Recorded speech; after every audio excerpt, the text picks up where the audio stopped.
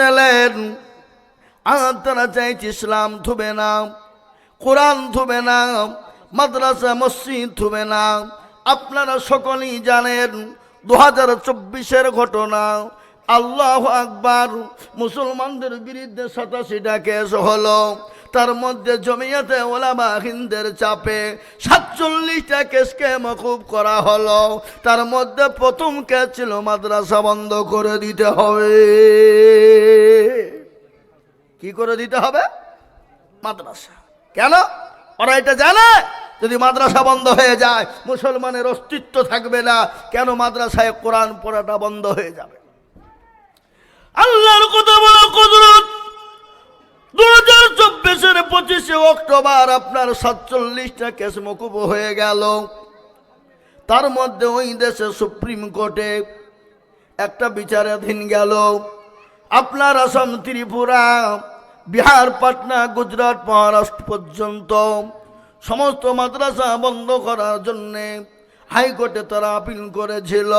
কিন্তু আল্লাহর কথা বড় কুদরত, সেই হাইকোর্টের যারা জাজমেন্ট ছিলেন তারা কিন্তু আইনটা পাস করতে পারে নাই। ওটাকে আপনার নিয়ে চলে গেল দিল্লি সুপ্রিম কোর্ট। গত 25শে অক্টোবর 2024-এ তার রায় বেরিয়ে গেল। ওই জাজমেন্ট যিনি ছিলেন তিনি বলেছেন, আমি কেন পৃথিবীর কারো বাপের ক্ষমতা নাই মুসলমানদের মাদ্রাসাগুলাকে বন্ধ করে দিতে পারে। একবার জোরে বলুন সুবহানাল্লাহ। তাদের মুখ থেকে বেরিয়ে গেল মাদ্রাসা বন্ধ করা যাবে না। কেননা মুসলমানরা তো কোনো জাতির কাছে হাত পাতে না। আজ আমি আপনাদেরকে বলবো, ও কেদারতলা এলাকার মুসলমানেরা, হরিহারপাড়া থানার মুসলমানেরা, ভালো করে শুনবেন। আজকে হরিহারপাড়া থানার এত বড় মাদ্রাসা কেদারতলা, এত ছাত্র রয়েছে। কোনোদিন আপনারা বলেছেন, বিডিও এসডিওর কাছে গিয়ে বলেছেন, এমএলএ এমপিকে গিয়ে বলেছেন, বড় বাবুকে গিয়ে বলেছেন, আইসিকে গিয়ে বলেছেন, স্যার আমাদের মাদ্রাসার ছেলেরা খেতে পায়নি, 1 কুইন্টাল চালের ব্যবস্থা করে দাও। যে জাতি কোন জাতির কাছে হাত পেতে মাদ্রাসার ছাত্রদের জন্য ভিক্ষা চাই না, সে জাতির মাদ্রাসা বন্ধ করার অধিকার কারো নাই। জোরে বলুন সুবহানাল্লাহ। সেই জাজমেন্ট সাহেব তিনি বলে দিলেন, আমি কেন আমার বাপের ক্ষমতা নাই ওই মাদ্রাসা বন্ধ করে দেওয়া। এ মুসলমান, বেঈমান কাফেরদের টনক লড়ে গেল। তারা বলল মাদ্রাসা বন্ধ করতে পারলাম না, মুসলমানদেরকে তো শেষ করা গেল না, মুসলমানদেরকে সাহায্য করা গেল না। তারা আর একটা ছলে বলে কায়দায় কৌশলে আইন তৈরি করতে চায়। সে আইনটা হলো মুসলমানদের ওয়াকফ সম্পত্তি কেড়ে নিতে হবে।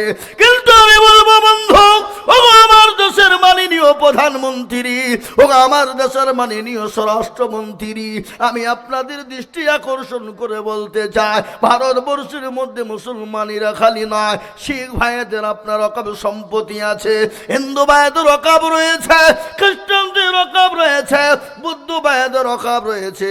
কেন তাদের ওয়াকফে তোমরা হাত দাও না? কেন তাদের ওয়াকফ নিয়ে তাদের মাথা ব্যথা তোমাদের হয় না? কেন মুসলমান দেখলে তোমাদের চুলকানি শুরু হয়?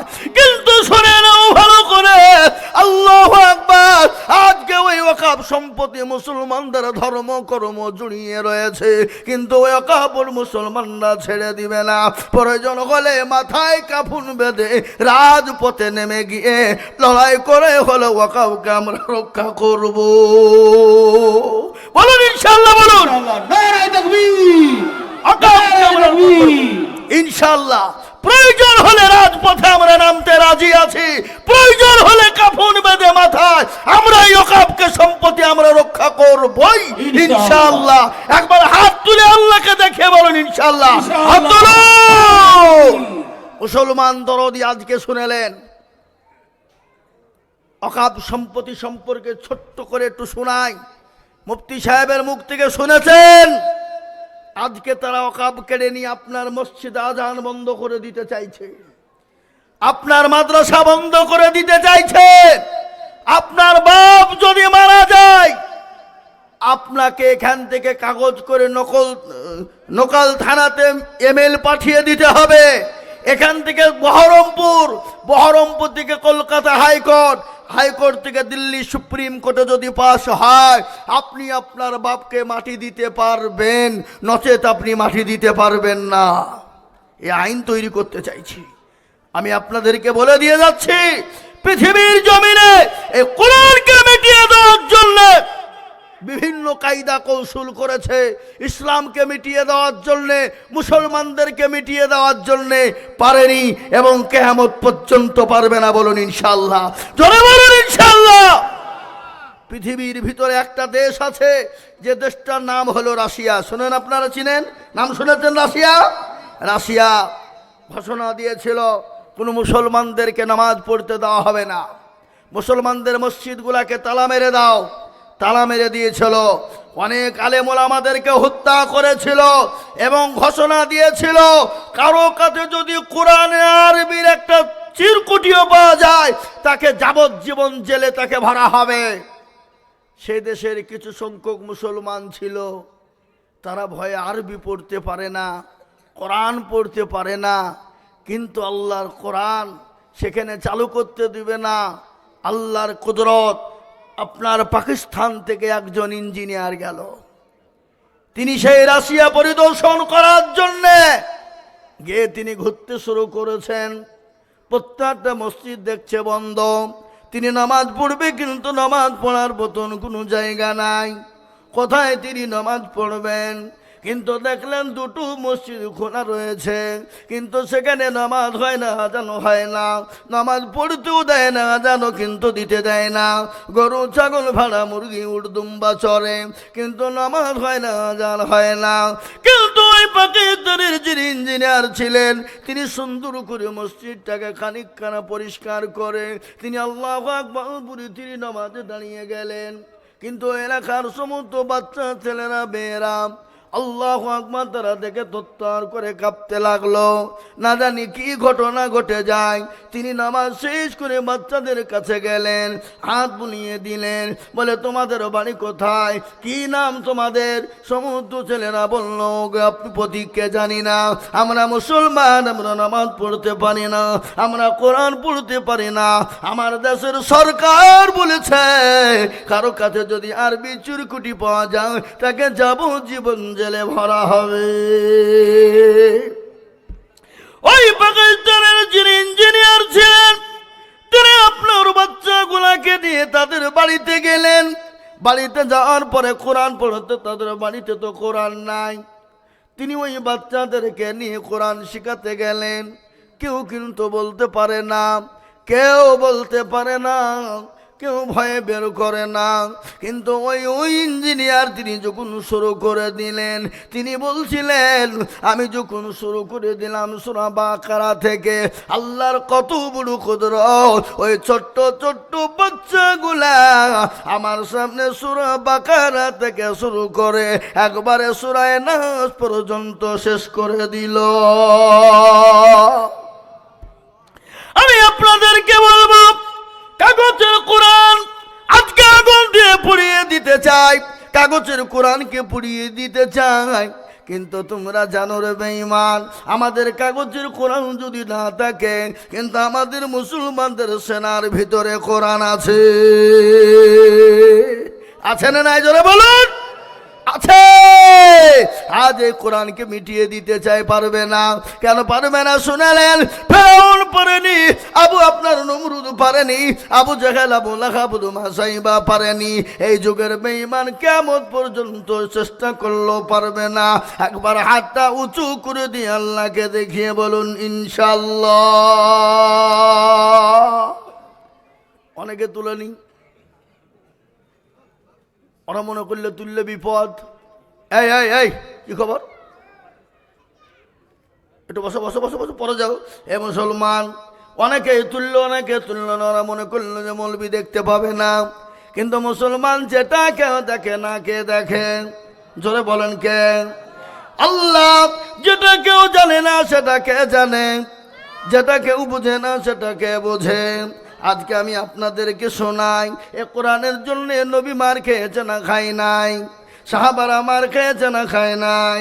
আল্লাহ নবীর 6.5 লক্ষ সাহাবা ছিল, সাহাবা 6.5 লক্ষ ছিল, তার মধ্যে সাহাবারে এত মার খেয়েছে, বিবিকে ব্যবহার করেছে, এবং 6.5 লক্ষ সাহাবাদের ভিতরে সব থেকে মার খেয়েছে, বেশি খেয়েছেন কোন সাহাবা জানেন?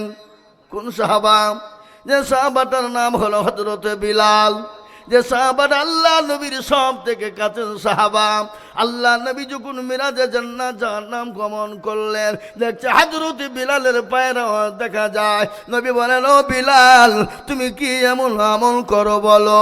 বলে, নবী গো, আমি এমন কোনো আমল করি না। ও বিলাল, যে আমলটুকু তুমি করো, এই আমলটা তুমি কোনো দিন ছেড়ে দিও না। ওই 6.5 লক্ষ সাহাবাদের ভিতরে হযরত বিলালের উপর এত অত্যাচার হয়েছিল, এত মার মারা হয়েছিল, তার সমস্ত শরীরকে বিনিয়ে দেওয়া হয়েছিল, ওষুধ দেওয়া হয়েছিল না, কোন রকম তাদের জন্য মহলম ছিল না। হযরত বিলালকে মরুভূমির উত্তপ্ত গরম বালির ওপরে টেনে নিয়ে বেড়ানো হয়েছিল। হযরত বিলাল আল্লাহ আল্লাহ আল্লাহ আল্লাহ আল্লাহ বলে বলে যখন ডাকতেন, ওই কাফির বেঈমানেরা হযরতে বিলালের জিহ্বাকে টেনে বের করে জিহ্বার ভিতরে প্যারাক তারা মেরে দিয়েছিল। তারপরেও বিলালের ভিতর থেকে আওয়াজ আছে, আহাদ আহাদ আহাদ। বলে, ও বেঈমান, আমাকে যদি মেরে মেরে শেষ করে দিস, আমি আল্লাহ ছাড়া, তার রাসূল ছাড়া কাউকে আমি মানি না। ওই বিলালের জীবনে আমি আপনাদেরকে তুলে ধরব। বিশ্ব নবী যেদিন দুনিয়া থেকে বিদায় হয়ে গেল, ওই বিলাল আবু বকরকে ডেকে বলে, আবু বকর, আমাকে বিদায় দাও, আমাকে বিদায় দাও, আমি আর মদিনা জমিনে থাকতে পারবো না।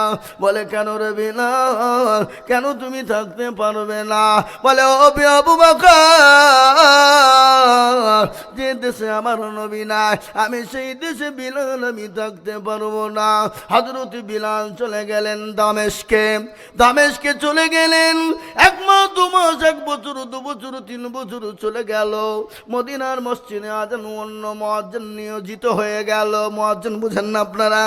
অন্য মুয়াজ্জিন নিয়োজিত হলো। আল্লাহ নবীর সাহাবা হযরত বিলালকে স্বপ্নের মাধ্যমে নবী বলছেন, ও বিলাল, আয় রে বিলাল, আয় আমার রোজা মুবারকে আয়, আমার কবর জিয়ারত করার জন্য আয়। বিলাল রে, আমাকে কি তুই ভুলে গেছিস রে বিলাল?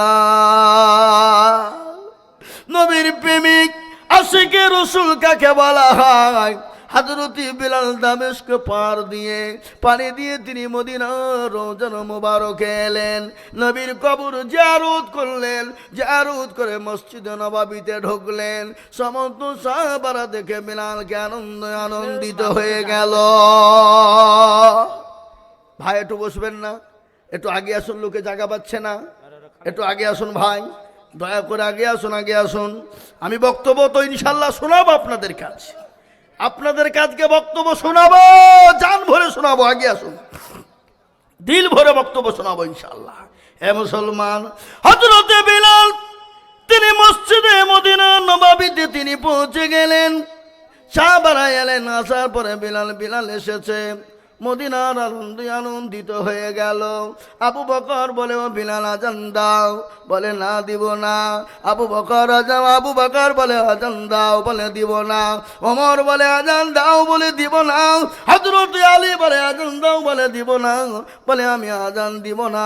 বলে, কেন রে বিলাল, আজান তুমি দিবা না? কেন তুমি আজান দিবা না? আজান দাও রে বিলাল। বিলাল ডাক দিয়ে বলে, শোনো গো আবু বকর, শোনো গো ওমর, আমি আগে আজান দিলে আমার আজানে নবী আসতো। তোমরা বলো, আমি বিলাল যদি এখন আজান দিই, বলো আমার নবী আসবে কিনা? বলো নবী আসবে কিনা? নবী যদি আছে তাহলে আজান দিব, আর যদি নবী না আসে আমি বিলাল আজান দিব না। কি মহব্বত, কি ভালোবাসা! সমস্ত সাহাবাদের কথা অ্যাভয়েড করে তিনি চলে যাবেন পরবর্তী সময় ডাক দিয়ে বলেন, হাসান হুসাইনকে ডাকো। হযরত হাসান হুসাইনকে ডাকা হলো। হযরত বিলাল হযরত হাসান হুসাইনকে দেখে থমকে দাঁড়িয়ে গেলেন। আল্লাহ নবীর ঘ্রাণ হাসান হুসাইনের শরীর থেকে পাওয়া যায়। জোরে বলুন সুবহানাল্লাহ। হে মুসলমান, হযরত বিলালকে হাসান হুসাইন ডাক দিয়ে বলে, নানার মুয়াজ্জিন, ও নানার মুয়াজ্জিন, নানাকে আজান শুনিয়েছিলে, আজকে তোমরা আমাদেরকে আজান শোনাবে না? আমরাও নানার মুয়াজ্জিন, আমাদেরকে তুমি আজান শুনিয়ে দাও। হযরত বিলাল থামতে পারলেন না। দৌড়তে দৌড়তে, তখন তো মাইক ছিল না, তখন তো আপনার খবর ছিল না, পাশের একটা ছাদের ওপর তিনি দাঁড়িয়ে গেলেন। দাঁড়িয়ে তিনি মদিনার মসজিদে নববীতে তিনি আজান যখন জুড়ে দিলেন, গোটা মদিনার মানুষ, ছেলে মেয়ে সমস্ত এক জায়গায় হয়ে গেল। আজকে নবী এসেছে, আজকে মদিনার নবী এসেছে, আজকে মদিনার মাটি থরথর করে কাঁপতে শুরু হয়ে গেছে। এ মুসলমান, নবীর প্রেমিক কাকে বলে? ওই হযরতে বিলাল নবীর মহব্বতে তিনি দিয়ে চলে গিয়েছিলেন। নবীকে স্বপ্নের মাধ্যমে বিলালকে দেখিয়ে দিলেন। আবার দামেস্ক থেকে সিরিয়া দিয়ে তিনি পানি হয়ে মরুভূমি প্রান্তে কিলোমিটার পর হাজার হাজার কিলোমিটার পায়ে হেঁটে আল্লাহ নবীর কবর জিয়ারতের জন্য তিনি চলে এলেন। মহব্বত কাকে বলে? ভালোবাসা কাকে বলে? হাদিসের মধ্যে বললেন, অতক্ষণ পর্যন্ত মুমিন সে হবে না, অতক্ষণ পর্যন্ত মুত্তাকিন হতে পারবে না, অতক্ষণ পর্যন্ত আল্লাহ ওয়ালা হতে পারবে না। লা ইউমিনু আহাদুকুম হাত্তা ইয়াকুনা আহাব্বা ইলাইহি মিন ওয়ালিদিহি ওয়া ওয়ালাদিহি ওয়ান নাসি আজমাইন। অতক্ষণ পর্যন্ত মুমিন সে হবে না যতক্ষণ পর্যন্ত আল্লাহ তার রাসূলকে নিজের জীবনের দিকে বেশি না ভালোবাসবে, ততক্ষণ পর্যন্ত মুমিন হওয়া যাবে না।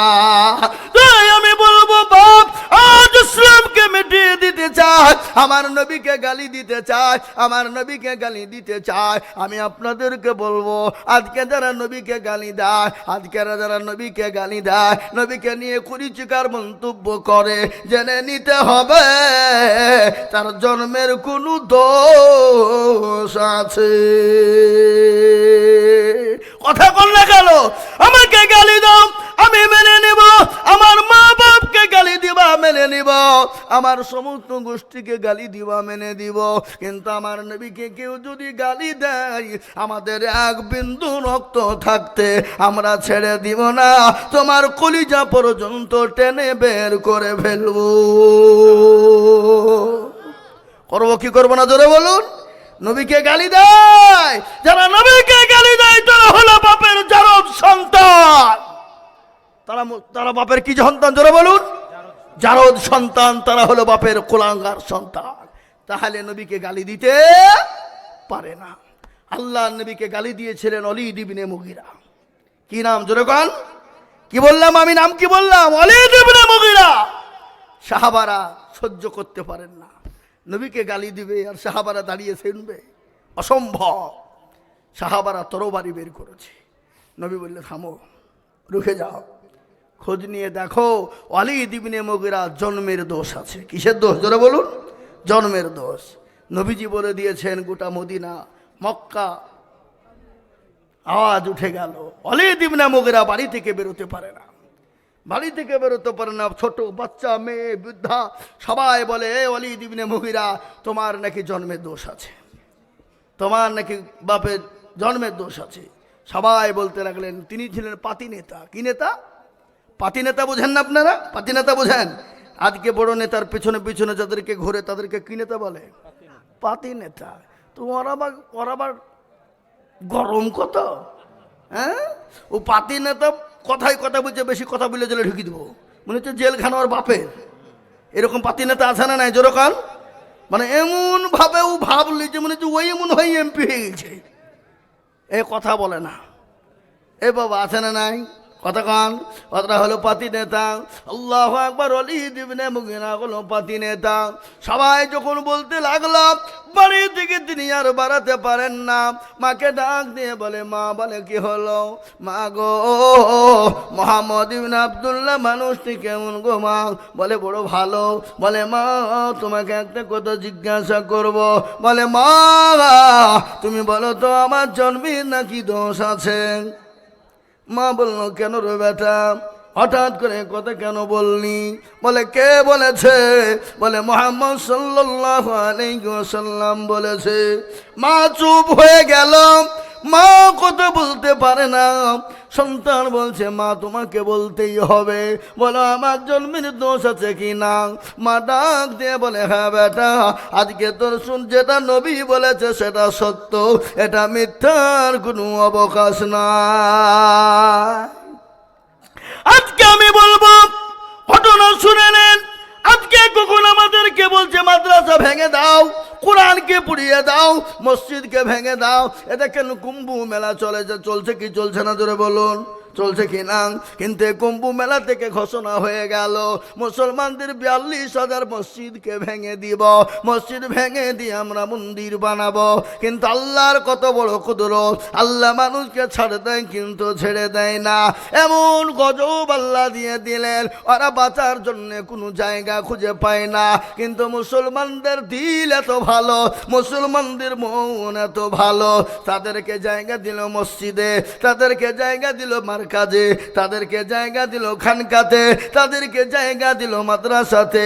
খালি জায়গা না, তাদের খানা থেকে নিয়ে, পানি থেকে নিয়ে, বাথরুম পায়খানা যা থেকে নিয়ে, ওষুধ থেকে নিয়ে সব ব্যবস্থা করলেন মুসলমানরা। সেই দিন মুসলমানদের হয়ে তিনারা বলেছেন, বলে আমরা যা শুনেছি ভুল শুনেছি, 42,000 মসজিদ ভেঙে দিব বলেছে। না না না, আজকে যারা হাত লড়িয়ে কথা বলে তারা এটা রাজনীতি করার জন্য বলেছে। ও মুসলমান গো, আমি আপনাদেরকে আবার বলতে চাই, কিয়ামত পর্যন্ত কোরআনকে মেটানো যাবে। কোরআনের মালিক কে? কলিমুদ্দিন সলিমুদ্দিন। কথা কন না কেন? কলিমুদ্দিন সলিমুদ্দিন না, কোরআনের মালিক হলেন আল্লাহ। আল্লাহ নিজেই বলেছেন, ইন্না নাহনু নাযালনা যিকরা ওয়া ইন্না লাহু লাহাফিজুন। কেউ যদি কোরআনের হেফাজত না করে, আল্লাহ কার দিয়ে কিভাবে কোন দিক দিয়ে হেফাজত করবে আল্লাহ ছাড়া পৃথিবীর কেউ বলতে পারবে না। আজ আমি বলবো বাপ, এই কোরআনকে ইনশাল্লাহ পারবে না। মুসলমান পৃথিবীর জমিনে যতদিন থাকবে, এ কোরআন ততদিন হেফাজত থাকবে। আর একবার হাতটা উঁচু করে বলুন ইনশাল্লাহ। নামিয়ে দেন। অনেকেই মনে করছে এবার মনে হয় মৌলবি লাইনে যাবে না। এ বাবা, হাত অনেকেই তুলেনি, ওরা মনে করছে মৌলবি দেখতে পাবে না। কিন্তু কবি বলে, যেটা কেউ দেখে না সেটা দেখে কে?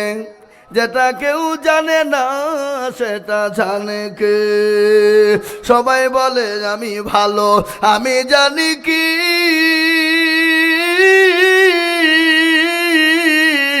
আমার মনের খবর জানে আল্লাহ জি। আলোতে আধারে নির্জনেতে কথা কি করেছ তুমি সব জানে সে। তাহারি চোখেতে কেউ যাবে না ফাঁকি, আমি জানি কি। মুসলমান দরদি গো, এই কোরআনের জন্য নবী রক্ত দিল, সাহাবারা দিল, বিবিকে বিয়ে করে দিল, সন্তানকে ইতিম করে দিল। আজকে আমাদেরকে রক্ত দিতে হবে না, আমাদেরকে বিবিকে বিয়ে করে দিতে হবে না, সন্তানকে ইতিম করে দিতে হবে না, নিজের জীবনকে দিতে হবে না। আমি বলবো, এই কোরআনকে হেফাজত করার জন্য আমি আপনাদের কাছে একটু হাত পেতে দেব। আমি আজিজুল হক,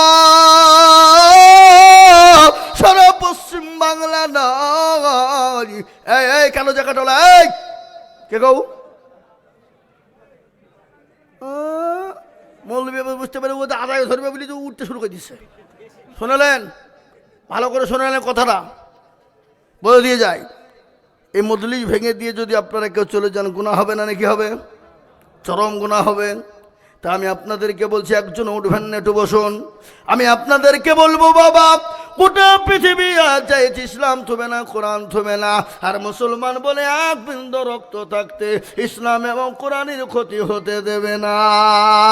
তাই এই কোরআনকে বাঁচানোর জন্য আমি আজিজুল হক সারা পশ্চিম বাংলা, আসাম, ত্রিপুরা, মেঘালয়, মণিপুর, উড়িষ্যা, বিহার, ঝাড়খণ্ড পর্যন্ত, পশ্চিম বাংলা, বাংলাদেশ পর্যন্ত লক্ষ লক্ষ লক্ষ লক্ষ টাকা করে মানুষকে বলি, আজকে আমি বলবো বাপ, বহু টাকা বহু দিকে চলে গেছে, বিবি বাচ্চা ছেলে মেয়ের পিছনে চলে গেছে, আত্মীয় স্বজন বন্ধু বান্ধবের পিছনে চলে গেছে, ডাক্তারের দোকানে চলে গেছে।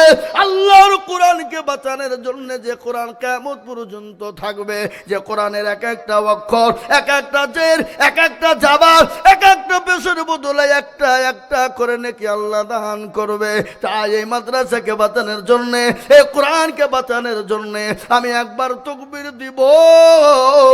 তাকবীর দেওয়ার সঙ্গে সঙ্গে মাত্র 20,000 করে টাকার দাতা বলে, হুজুর গো আমার মা চলে গেছে, আমার বাপ চলে গেছে, আমার মা বাপ জননী কবরে শুয়ে আছে, জমি গাড়ি বাড়ি টাকা পয়সা সম্পদ দিয়ে গেছে।